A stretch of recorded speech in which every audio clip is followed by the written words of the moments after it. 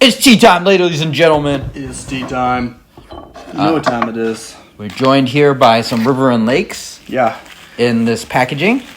Very nice packaging. Check out our second channel. But on the in between episodes or whatever, I brought on this tea and thought it was really excellent. So check that out if you want to get more of a visual of it. Yeah. And so what's it called? I'll do anything. Oh yeah, just check that out. Check that out. Yeah, it's like totally out of focus right there. Yeah. This is the Zhangping Shuixian. Okay, so it's a Wooey. Okay. And it is brewed, I believe, by a Taiwanese tea, or created, by a Taiwanese tea farmer who went to southern Fujian and tried to bring kind of Taiwanese style oolongs. This one's interesting though because it's in this like little cake thing. It's very loosely packed.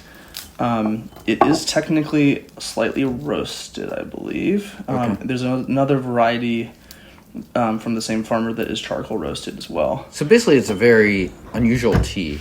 But Yeah. we're in the whole chunk. We're doing it. It's worth it. So the whole thing comes in a package that's like it's 8 to 10 grams or whatever. And yeah, I really enjoyed it. So I'm going to brew this just like a classic boiling water classic oolong. This is a Chinese oolong that has Taiwanese vibes. This is apparently the kind of the quick version of the description here. And is it a pretty light or dark tea? It looks on the light side of things. It's definitely a light tea. Oh, yeah. Definitely has more of a jade vibe than anything Oh, else. that smells like Taiwanese oolong. Yeah, right? Yeah, it's really quite pleasant, quite different.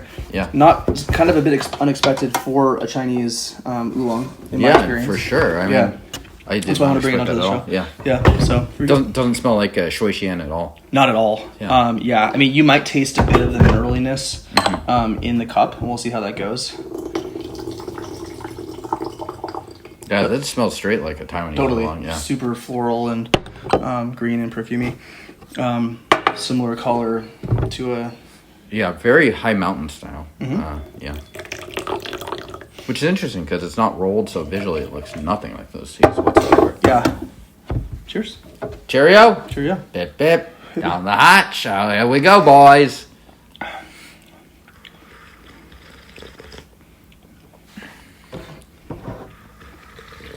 Just beginning to get into it. Yeah, it's nice. It's kind of got that buttery, creamy Taiwanese oolong thing going on. Totally, 100%.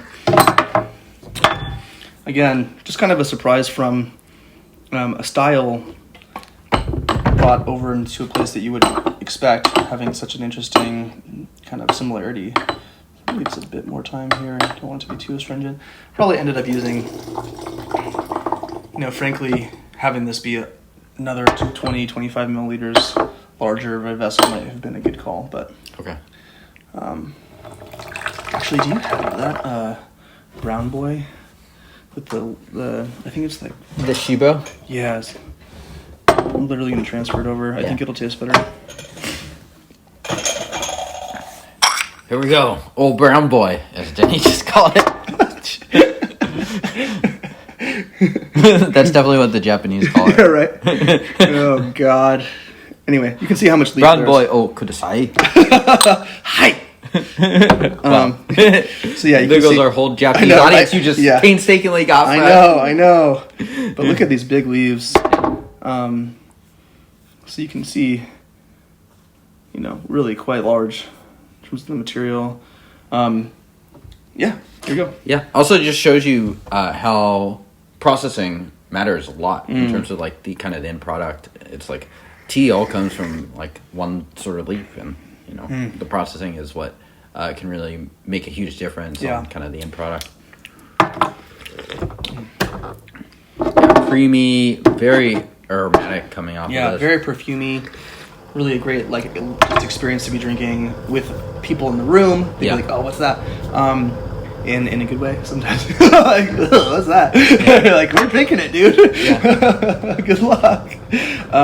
Anyway, mom test. I'm gonna say yes. 100%. Yeah. Yeah. Wartime test. What do you think? I like how that's surpassed the ultralight test. Yeah. Probably not. It's too chill. It's too delicate. Yeah. I mean, like the flavors. I don't know if the tea is actually like really sensitive to brewing or not, but Like the flavor profile is just, I don't know, it just doesn't cross me as wartime material. Definitely peacetime material. I agree.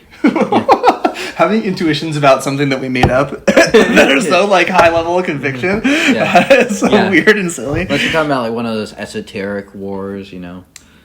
Yeah, right.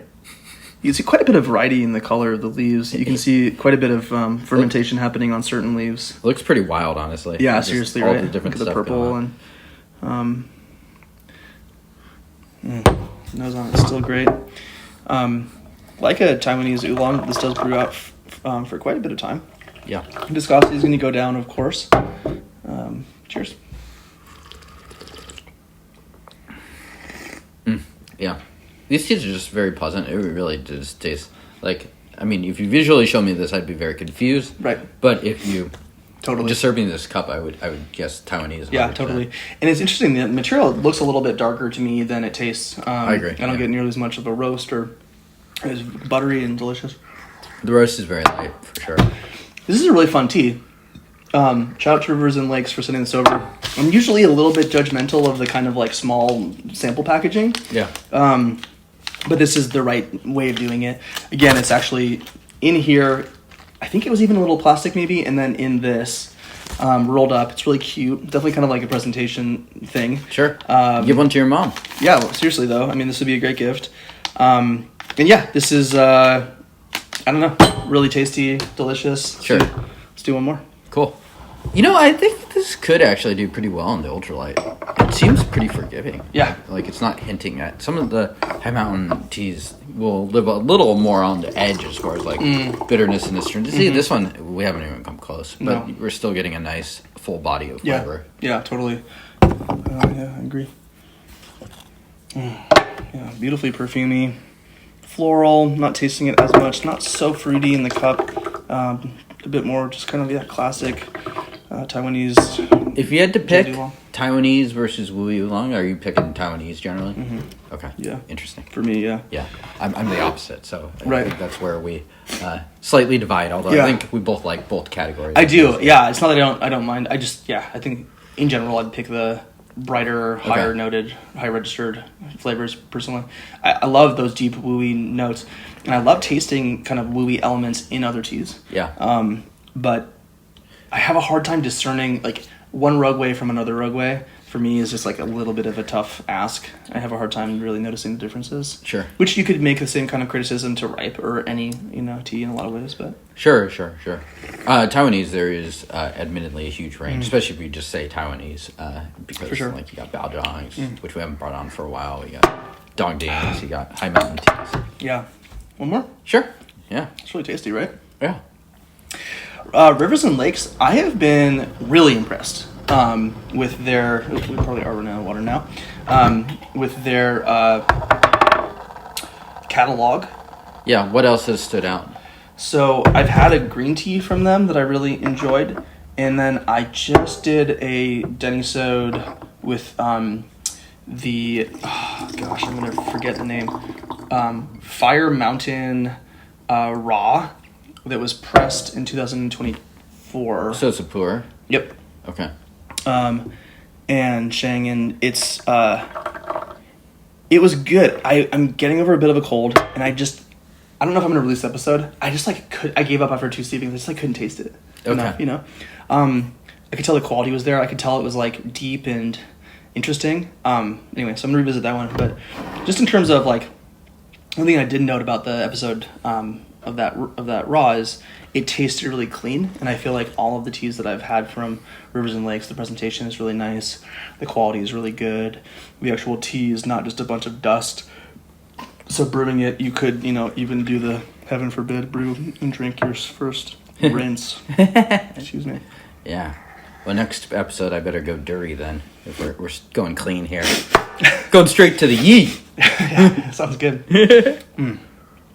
Just such easy drinking, and something. It's not so mind shattering and dynamic and challenging of a tea that it would be such like a tea nerd's tea. But I would give this a bit more of a look than a daily drinker. This to me, no offense to the Tea Home teas, but like those are your daily drinker. You know? Yeah. And, like, it's great. Yeah. They're awesome. I love drinking them. This is a little bit of a step above, but in the same kind of family of flavors. I agree. Yeah. So yeah, Rivers and Lakes. Thanks again, dudes. Check that out. Check those people out. Give them a Google. It's riversandlakesteas.net, I want to say, or t.net. I feel like the plurals are confusing there because we got double plurals. We got rivers and we got lakes. There's lots of them. They're all. That's true. There are lots of them. Hey, subscribe, do this stuff. Send this to your dog's occupational therapist. I hope that she's doing better. Shout out to the OTs. I'm like so dumb. I was like, what? Hey, bye. Cheers.